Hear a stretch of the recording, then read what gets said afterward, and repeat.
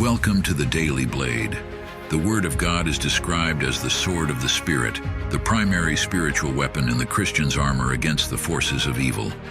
Your hosts are Joby Martin and Kyle Thompson, and they stand ready to equip men for the fight. Let's sharpen up. Welcome to a new week of the Daily Blade. All right, in my last batch, I referred to a sermon series that Joby did at the Church of 1122 earlier this year called Worship is War.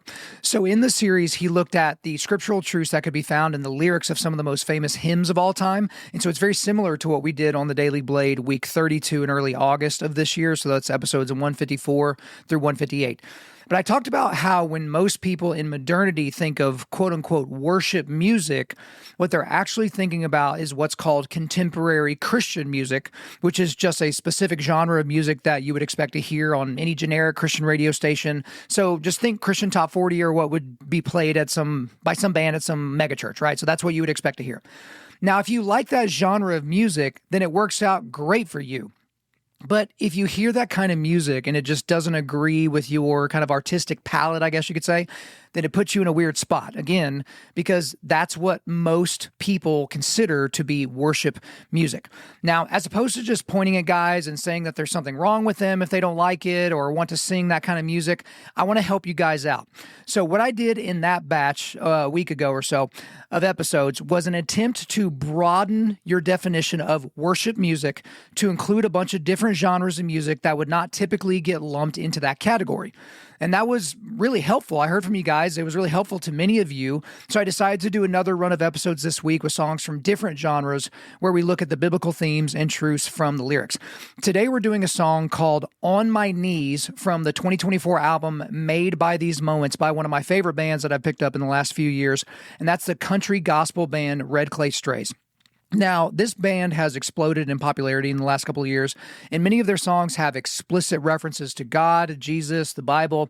And if you get some time this week, check out some of their other songs like God Does and Will the Lord Remember Me? I mean, they're just fantastic. But let's dig into On My Knees.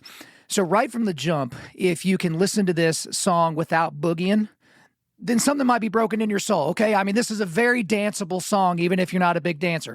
So the song actually starts out with the chorus, so I'll read it here. I'm going to fall down on my knees and praise the Lord for bringing me peace. I'll lift my hands in his company, for you know I'm grateful for what he has done for me.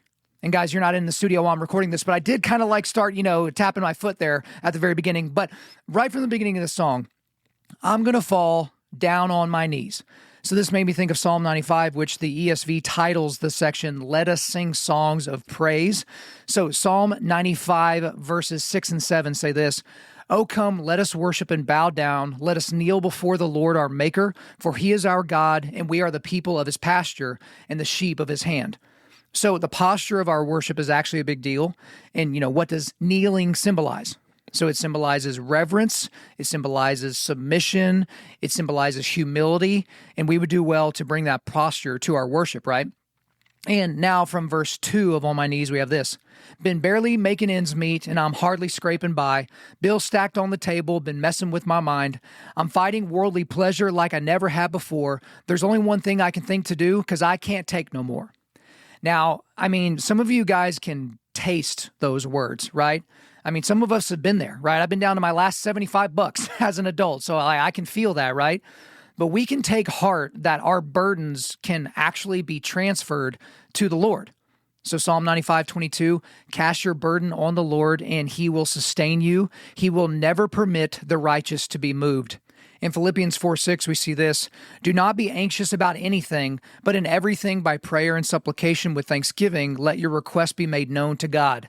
So if you're up against it, just remember that while it is a burden, it can be and should be transferred onto our loving, benevolent Maker.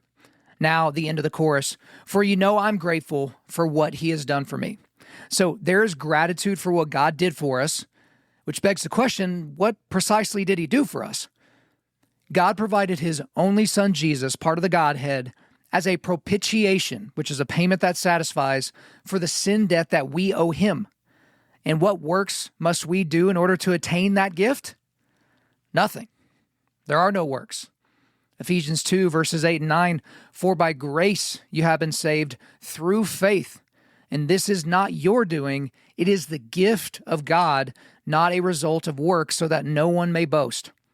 So what can we do to merit salvation? Absolutely nothing. It's God's gift to give. And when he does, we should all be able to sing, "For you know I'm grateful for what he has done for me." Guys, check out On My Knees by Red Clay Strays and come back here tomorrow where we'll highlight a worship song from the hip-hop genre. Thank you for listening to today's episode. Before you go, if you want to help equip other men for the fight, share this podcast around and leave us a 5-star rating and review. Stay sharp.